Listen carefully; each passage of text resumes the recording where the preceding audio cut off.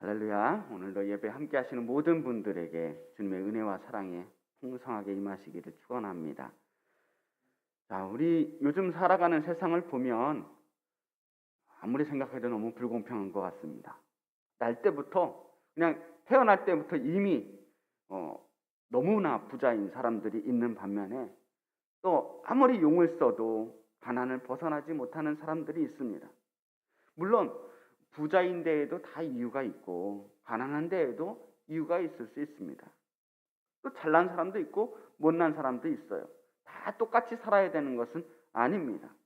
그런데 사람들이 잘나봐야 또 얼마나 잘났겠어요. 사람의 능력이라고 하는 게 거기서 거기인데 능력의 차이에 비해서 살아가는 삶의 질의 차이가 너무나 크다 보니까 상대적 박탈감 같은 것들을 많이 느끼게 되는 것 같아요. 아마도 그러한 개인의 격차들은 앞으로 점점 더 커지게 될 거라고 생각을 합니다.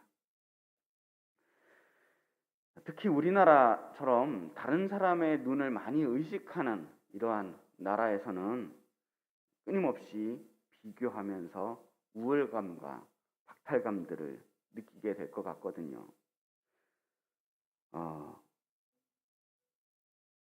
19세기 독일의 철학자 칼 마르크스는 모두 똑같이 생산하고 똑같이 분배하면 틀림없이 아주 이상적인 세상이 될 것 같다라는 생각을 했습니다. 그래서 만든 것이 공산주의예요. 마르크스가 이 공산주의 사상을 세울 때에는 여러 가지 생각들이 있었겠지만 바로 오늘 우리가 읽은 이 말씀 사도행전 4장 32절 말씀, 모든 물건을 서로 통용하고 자기 재물을 조금이라도 자기 것이라 하는 이가 하나도 없더라. 이 말씀에 영감을 받았다고 합니다. 이 마르크스도 알고 보면 기독교 집안의 사람이었어요. 나중에는 굉장히 기독교에 비판적이긴 했지만 이 마르크스가 바로 이러한 이론에 입각해서 철학적 이론을 세우고 또 엥겔스라는 사람이 경제 이론을 결합을 해서 체계적인 이론을 만든 다음에 나중에 사회주의 혁명을 일으키거든요. 그렇다고 해서 이 공산주의라는 것이 성경의 원리로 만들어졌다는 이야기를 하고 싶은 건 아닙니다. 그냥 그 시작 가운데 약간의 힌트를 이 성경 말씀에서 얻었다는 정도일 거예요. 오늘은 공산주의 경제 체제나 그런 이데올로기에 대해서 생각해 보려는 것은 아니고 이쪽으로 또 깊이 들어갈 생각은 없습니다. 저는 과연 오늘 우리가 읽은 이 말씀이 우리에게 의미하는 바를 한번 살펴보려고 합니다. 오늘 말씀의 배경은 초대교회 공동체입니다. 이제 막 새롭게 시작한 이 초대교회 공동체는 역사상 유래를 찾아볼 수 없을 정도로 가장 완벽한 이상적인 공동체의 모습을 보여주고 있습니다. 그 이전에도 없었고 이후에도 없었던 완벽한 사회, 그야말로 하나님의 나라에 가장 근접했던 모습을 보여주고 있는 거예요. 구체적으로 그들의 모습이 어땠냐? 아까도 읽어봤지만 믿는 무리가 한 마음과 한 뜻이 되어 모든 물건을 서로 통용하고 자기 재물을 조금이라도 자기 것이라 하는 이가 하나도 없더라. 이런 공동체를 만들었다는 거예요. 모든 물건을 서로 통용했대요. 이 통용이라고 하는 말은 각 사람이 자기 재산을 가지고는 있지만 그 재산의 소유권을 주장하지 않는 거예요. 필요한 사람이 언제든지 자유롭게 값없이 쓸 수 있도록 모든 사람에게 그 권리를 나누어 줬다는 거예요. 자기 재산을 가지고도 아무도 주인 행세를 하지 않았다는 겁니다. 이 소유권이라고 하는 말에는 기본적으로 이 배타성이 깔려 있거든요. 이게 내 거다라고 하는 말에는 이거 내 거니까 너희들은 쓰면 안 돼.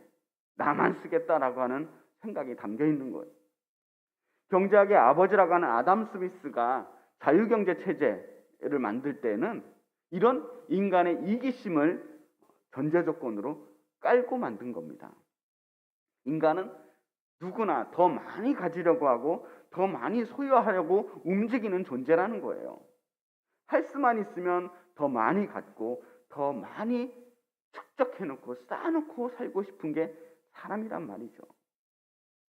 왜 사람들은 자꾸 더 많이 소유하고 싶어 할까요? 소유라는 의미에 대해서 생각해 볼 수 있어요. 소유라고 하는 것은 나만의 영역을 만드는 겁니다. 여기가 내 땅이다 하고 울타리를 치는 거예요. 다른 사람이 나의 세계에 들어오는 것을 막기 위해서 자꾸만 자기의 소유를 확고하게 만드는 겁니다. 자기만의 세계를 구축하고 싶은 거예요. 자, 소유가 없는 사람은 어때요? 자기의 영역이 없어요. 살면서 자기만의 영역이 없는 사람들은 늘 불안하거든요. 유목민들 보세요. 자기 땅이 없잖아요. 그러니까 끊임없이 방황하는 거예요. 계속 정착하지 못하고 떠돌게 되는 겁니다. 이스라엘 민족이 특별히 이 땅이라고 하는 것에 대해서 집착하는 데는 이유가 있어요. 늘 존재가 불안한 겁니다. 내 땅이 없으니까. 자기 소유가 있다라고 하는 것은 더 이상 나의 영역에 대해서 불안하지 않게 되었다는 것을 의미하는 거죠. 땅이나 집뿐이 아니에요. 어떤 물건도 마찬가지입니다. 만약 내 것이 아니라면 무언가를 사용할 때마다 누군가에게 값을 지불하거나 아쉬운 소리를 해서 빌려 써야 돼요. 빌려 쓰는 물건들은 어떻게 써도 불안해요. 잘못되면 안 되거든요. 조심히 다뤄야 돼요. 주인이 달라가면 언제든지 돌려줘야 돼요. 그러다 보니까 사람들은 거기 그런 물건들이 있더라도 내 것을 따로 가지고 싶어 하는 거예요. 소유에 집착하게 됩니다. 내가 안정적으로 사용할 수 있는 나의 물건들, 내가 안정적으로 거주하고 싶은 나의 공간들을 확보하고 싶은 거죠. 심지어 사람들은 사람들마저도 소유하고 싶어 합니다.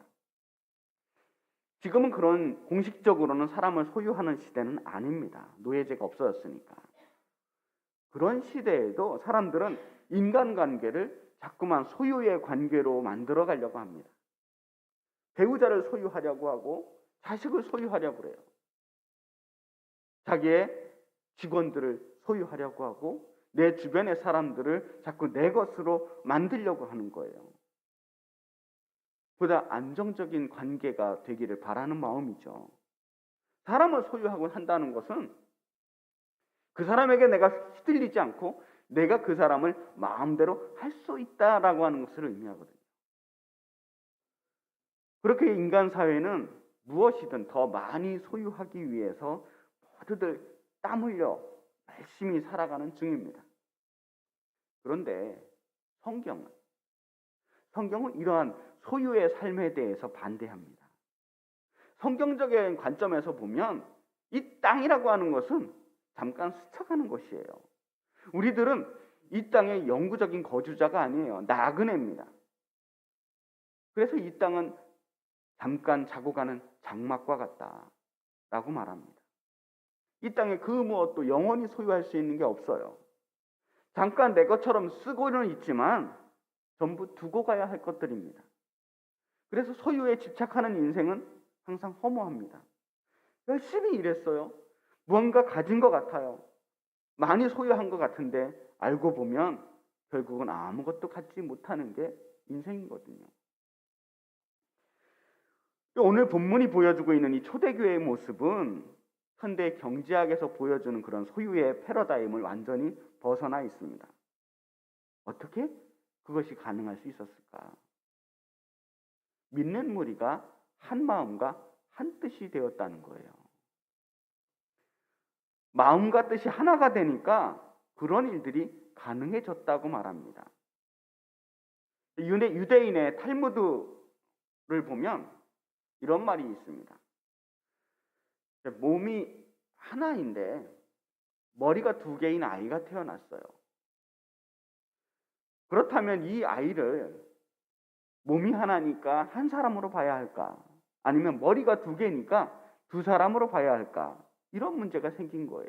사람들이 지혜로운 랍비를 찾아갑니다. 선생님, 이 아이가 지금 한 사람입니까? 두 사람입니까? 랍비가 말합니다. 막대기 하나 가져와라. 가져와서 한쪽 머리를 때려보아라. 그 머리를 때려서 다른 한쪽이 아프다고 하면 그건 한 사람이고, 다른 한쪽이 아프다고 하지 않으면 그건 두 사람이다. 성도들이 한 마음과 한 뜻이 되었다는 게 이런 게 아닐까요? 우리가 한 몸이 되었다는 것은 서로의 기쁨과 즐거움, 아픔과 슬픔을 공유한다는 거예요. 다른 사람들이 느끼는 그 아픔과 고통이 남일 같지 않은 겁니다. 다른 사람의 가난과 질병을 보고 더 이상 외면할 수가 없게 되는 거예요. 이게 한 마음과 한 뜻이 된 거예요. 예전 같으면 그냥 모르고 지나갈 수 있는 일들입니다. 남의 가정사고, 남의 인생사예요. 내가 무슨 오지랖을 떨어서 그 사람의 인생에 내가 관여하겠는가? 남들이 가난한 게 내 책임 아니고, 남들이 아픈 게 내가 무슨 상관인가?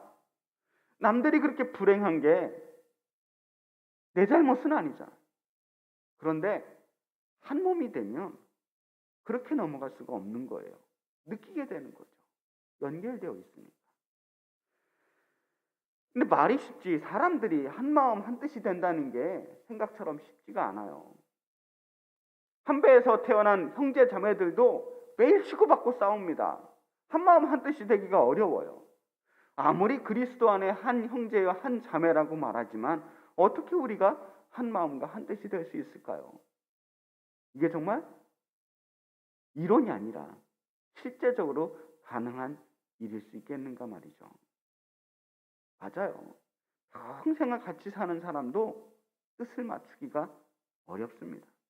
그런데 성경은 그게 가능하다고 말해요. 어떻게 가능하냐면 은혜를 받으니까 가능하더라.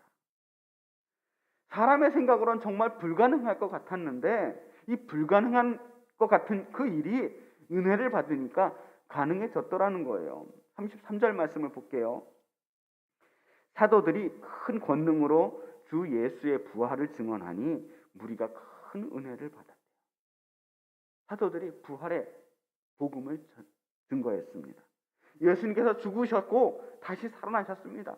다시 사신 예수님께서 하늘로 올라가셨지만 분명히 다시 오실 것입니다. 다시 오실 주님께서 우리를 구원하실 것입니다. 이게 부활의 메시지예요. 부활의 증언이에요. 그런데 이 말씀을 들었던 모든 사람들이 큰 은혜를 받았어요. 얼마나 크게 은혜를 받았는지 사람들이 미쳤어요. 제정신이 아니에요. 한 마음 한 뜻이 돼버린 거예요. 그렇게 안 될 것 같았는데 이 사람들이 은혜를 받고 한 마음 한 뜻이 됐어요. 아무도 시키지 않았지만 자신의 소유를 팔기 시작합니다. 자신의 밭과 땅을 팔아요. 집을 팔아요. 그 판 돈을 사도들 앞에 내려놓습니다. 사도들은 그것을 필요를 따라서 가난한 사람들에게 나누어 주기 시작합니다. 여러분, 이 모습 어디서 본 것 같지 않아요? 뉴스에서 본 적 있지 않아요? 가끔씩 뉴스에서 이단과 사이비들이 그 사이비에 빠진 사람들이 이러더라고요. 막 전 재산을 갖다 바치고 그리고 그 가정이 패가망신하는 일들을 보게 됩니다. 지금 우리의 눈으로 보면 이 초대교인의 모습도 그것과 크게 다르지 않아요. 마치 뭔가에 깊이 빠진 광신도들처럼 보이잖아요. 사실은 굉장히 이상적인 모습이고 감동적인 장면이란 말이에요. 진짜 100% 말씀대로 살고 100% 믿음대로 사는 사람들의 모습이에요. 어떤 사람은 근데 내가 은혜를 받고 싶어도 이렇게 될까봐 은혜를 못 받겠대요. 내가 헷가닥 미쳐가지고 내 모든 것들을 주님께 바칠까봐 그게 두렵다는 거예요. 지금의 현실에서는 그게 맞아요. 지금 현실에서 어떤 사람이 전 재산을 팔아서 교회로 가지고 오라고 하면 그 교회가, 그 목사가 문제 있는 거죠. 만약에 그럴 일이 없을 거라고 생각은 하지만 만약에 우리 엘림교회 성도 중에 어느 한 분이 갑자기 은혜를 엄청 세게 받는 거예요. 그래가지고 자신의 집과 땅을 전부 다 팔아가지고 교회에 헌금을 하겠다고 현찰을 딱 들고 저에게 찾아오는 거죠. 그럼 제가 어떻게 해야 될까요? 할렐루야! 주님의 크신 은혜입니다. 성도님 복 받으실 겁니까? 복 받으실 겁니다. 라고 제가 넙죽 그걸 받아야 되겠습니까? 전 그럴 수가 없어요. 신앙의 양심상 그럴 수 없어요. 그건 정말 건강한 신앙이 아니거든요. 여러분들이 얼마나 크게 은혜를 받았는지 모르지만 하나님께서는 여러분의 삶을 해치는 신앙을 원하지 않아요. 그게 제가 믿는 하나님이에요. 하나님께서는 여러분의 가정이 파괴되는 걸 원하지 않아요. 은혜를 받아서 여러분의 삶이 망가지는 걸 원하지 않아요. 그건 그 시대, 이 초대교회의 상황에서 꼭 필요했던 상황이었을 뿐입니다. 초대교회는 지금과 상황이 많이 다릅니다. 지금도 물론 가난한 사람들은 너무 살기 힘들지만 그때는 소수의 특권층을 제외하면 거의 대부분의 사람들이 다 가난했던 시대예요. 지주들에게 뺏기고 권력자들에게 뺏기고 로마 제국에도 뺏기고 나면 손에 남는 게 하나도 없었어요. 굶다 못해서 사람들은 집을 나가서 강도가 되거나 거지가 되는 거예요. 예수님 주변에는 굶기를 밥 먹듯이 하는 사람들이 항상 몰려 있었습니다. 괜히 성경에 오병이어 사건이 나타나고 칠병이어 사건이 나타나는 게 아니에요. 왜 그런 기적을 일으켰겠어요? 이 사람들이 말씀을 듣겠다고 몰려는 왔는데 정작 자기 밥 먹을 거 준비할 수 있는 여건이 되는 사람들이 없었어요. 도시락 싸가지고 다닐 만큼 여유 있는 사람이 하나도 없었단 말이에요. 그러니까 그 사람들은 말씀을 들어보겠다고 쫄쫄 굶어가면서 예수님 따라다닌 거예요. 배가 고프지만 밥 생각을 할 수가 없어요. 예수님이 그 모습을 보니까 얼마나 측은해요. 그래서 그들에게 먹이신 거예요.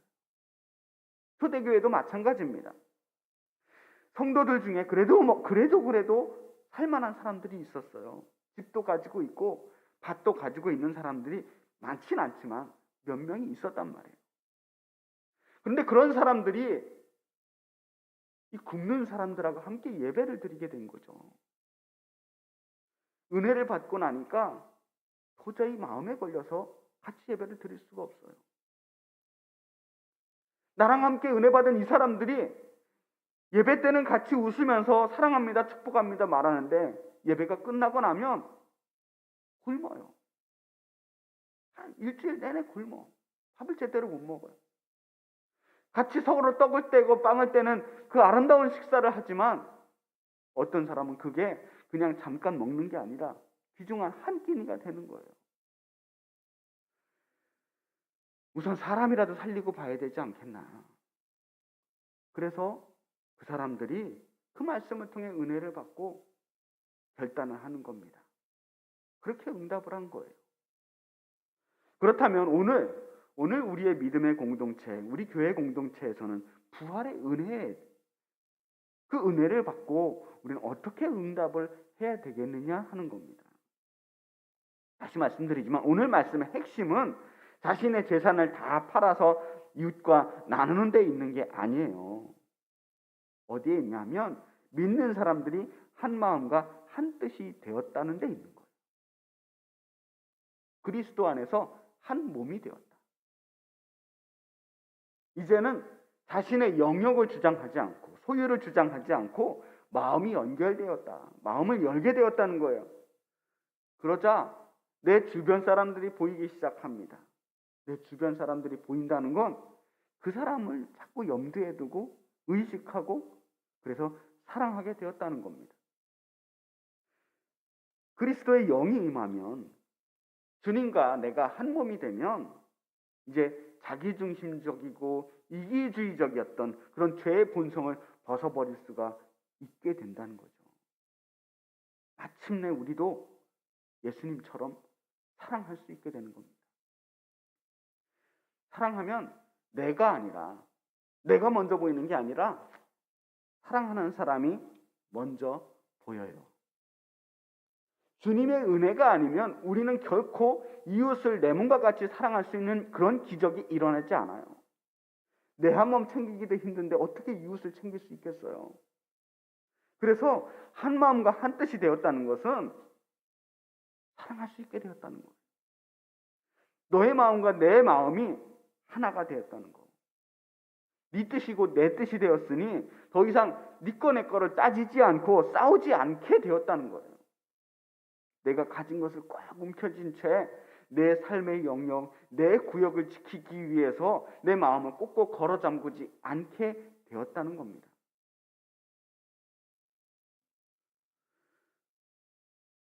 내 이웃을 내 몸과 같이 사랑하라.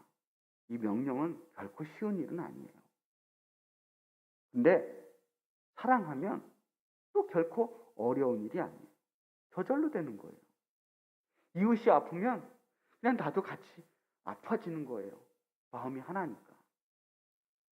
이웃이 슬프면 같이 눈물이 나요. 요즘 인권 감수성이라고 하는 말을 자주 듣게 됩니다. 인권 감수성이 뭔고 하니 내가 지금 이런저런 말을 하고 행동을 했을 때 또 혹시 이런 상황에서 누군가 그 상황 속에서 나의 행동을 보고 불편하고 괴로운 사람이 있는지를 생각해보는 능력이 바로 인권 감수성입니다. 혹시 내가 이런 말을 하면 또 장애인들이 불편하지 않을까? 혹시 여성들이 들으면 내 말에 대해서 이런 단어에 대해서 불편하지 않을까? 혹시 이런 행동을 하면 누군가 상처받는 사람이 있지는 않을까? 이렇게 말 하나 행동 하나 할 때마다 내 중심이 아니라 누군가 다른 사람의 입장으로 이렇게 저렇게 대보는 능력, 그게 인권 감수성이라고 생각합니다. 미국에서는 요즘 PC라고 하는 말이 중요한 이슈가 되고 있습니다. PC, Political Correctness. 그러니까 우리말로 하면 정치적 올바름이에요. 말의 표현이나 용어를 사용할 때 인종이나 민족, 언어, 종교, 성차별 여러 가지 이 편견이 포함되지 않도록 하자는 주장을 나타낼 때 이 정치적 올바름이라고 하는 표현을 씁니다. 요즘에 만들어지는 영화나 책이나 모든 문화 매체에서는 이 정치적 올바름을 엄청나게 염두에 두고 만들게 돼요. 혹시 이렇게 만들었을 때 누군가 불편하지 않을까? 계속 그걸 생각하는 거예요. 만약에 의도하지 않았더라도 어떤 차별이나 편견이 들어간 용어를 함부로 사용했다가는 엄청난 비난과 불이익을 받게 됩니다. 그래서 이 정치적 올바름이 그 사회를 너무나 피곤하게 만든다는 주장도 나오고 있습니다. 정말 배려할 게 너무 많은 거예요. 이것저것 생각하니까 말 한마디 하기가 쉽지 않은 거죠. 그래서 이 정치적 올바름에 너무너무 지긋지긋했던 사람들이 트럼프를 대통령으로 뽑았어요. 그런 거 아무것도 생각 안 하고 무대뽀로 하고 싶은 말 막 하는 사람을 대통령으로 뽑아 놓은 겁니다. 그런데 어때요? 배려가 없는 사회는 폭력적이 돼요. 짐승 같은 사회가 되는 겁니다. 그리고 미국은 그런 정치적 올바름에 대해서 피곤을 느낄 만큼 정치적 올바름을 실천한 지가 이미 오래되었어요. 하지만 우리나라는요, 정치적 올바름을 제대로 실천해 본 적도 없는 사회입니다. 아직 그것 때문에 피곤하다고 말할 단계가 아니에요. 아직도 멀었어요. 그야말로 기본적인 배려조차도 안 돼 있는 막말을 하는 사람들이 너무 많아요. 정치인들, 유명인들 막말이 괜히 나오는 게 아니라 그들의 마음속에는 이 타인을 향한 배려라고 하는 것이 기본적으로 전제되어 있지 않기 때문이에요. 내가 이런 말을 하면 혹시 누가 상처받지 않을까라는 생각을 해보지 않아서 그래요. 배려라고 하는 것은 막연히 남들에게 친절한 게 배려가 아닙니다. 입장을 한번 바꿔나 보는 거예요. 다른 사람의 처지를 진심으로 이해하고 그 사람들이 상처받지 않도록 모든 사람이 함께 행복하고 함께 어우러져 살 수 있는 세상을 만들려는 노력이 바로 배려예요. 어떤 사람이 이렇게 말할 수 있을 겁니다. 왜 입장을 바꿔야 하지? 내 입장이 훨씬 좋은데. 난 이대로가 훨씬 편한데. 여러분, 예수님이 자기의 입장이 훨씬 좋지만 도저히 하나도 손해볼 게 없는, 무엇도 부족한 것이 없는 처지였지만 하나님의 아들이 우리의 처지를 바꾸셔서 인간이 되셔서 죽기까지 하셨어요. 그게 사랑입니다. 사랑하면 입장을 바꿔요. 사랑하면 배려합니다. 배려하면 별게 다 신경이 쓰이는 거예요.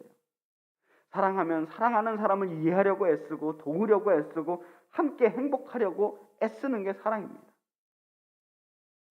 그래서 한 몸이 되었다. 한 마음과 한 뜻이 되었다는 것은 우리 주변을 돌아보는 거예요. 타인들을 의식하는 거죠. 아픈 사람들이 너무 많아요. 상처받은 사람들이 너무 많아요. 가난한 사람들이 너무 많아요. 슬퍼하고 배고프고 억울하고 외로운 사람들이 우리 주변에 너무 많아요. 우리가 주님 안에서 한 몸이 되었다면, 우리가 말로만이 아니라 진짜로 이웃을 내 몸과 같이 사랑한다면, 오늘 우리가 부활의 증인된 우리가 우리 주변 사람들을 한번 기억해 보자는 거예요. 그 사람의 입장이 되어서 함께 슬퍼하고 아파하고 그분을 위해 진심으로 기도하자는 겁니다. 그분들을 위해 내가 뭘 할 수 있을까를 진심으로 생각해 보자는 거예요. 아까도 말씀드렸지만 오늘 세월호가 가라앉은 지 7주년이 되는 날이에요. 그걸 기억하면서 세월호 기억주일로 지키자 그래요. 그걸 왜 해요? 아파하는 사람이 거기 있어서 그래요. 아직도 그 사람들이 상처가 치유되지 않은 채 아파하고 있는 것을 우리가 기억하고 돌아보자는 거예요. 저 미얀마에는 지금 이 순간에도 목숨을 걸고 하루에도 몇 명씩 죽어가면서 자유와 민주화를 위해 싸우고 있어요. 우리가 할 수 있는 일은 별로 없지만 그들을 기억하자는 거예요. 아프리카에는 극심한 가난과 내전으로 수없이 많은 사람들이 계속해서 죽어나가고 있어요. 어린아이들이 먹지 못해서 굶어 죽어가고 있어요. 저 북한에는 3대가 이어지는 말도 안 되는 이 독재 권력 안에서 가난과 풍제 속에서 고통당하며 하루하루를 견디는 수많은 우리의 동포들이 있어요. 뿐만 아니라 전 세계적으로 이 코로나가 1년이 넘도록 끝날 줄 모르면서 그 속에서 죽어가는 사람들, 방치된 사람들이 너무 많아요.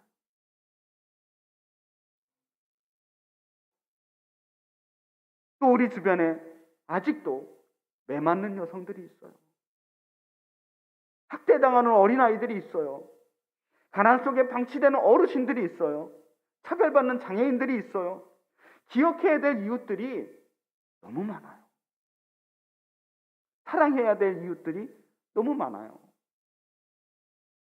우리의 말 한마디에도 쉽게 상처받는 사람들도 너무 많아요.